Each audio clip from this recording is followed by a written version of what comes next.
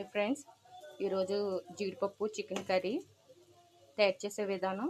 జీడిపప్పు, ఆనియన్స్, దాల్చిన చెక్క, లవంగ, యాలక్కాయ వేసిన తర్వాత ఆనియన్ ఫ్రై అవ్వాలి.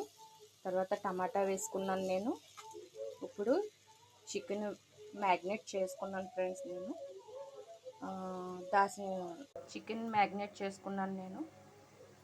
ఇందులోని ఏమేమి వేసాను అంటే ధనియాల పౌడర్, చికెన్ గరం మసాలా, పెరుగు, ఆయిల్, కారం, పసుపు, కొంచెం కరివేపాకు, పుదీనా వేసి మ్యాగ్నేట్ చేశాను ఫ్రెండ్స్. నేను అంటే టేస్ట్ బాగుంటుందండి, చాలా బాగుంటుంది, అందుకని చికెన్ వేసుకున్నాను ఫ్రెండ్స్ నేను.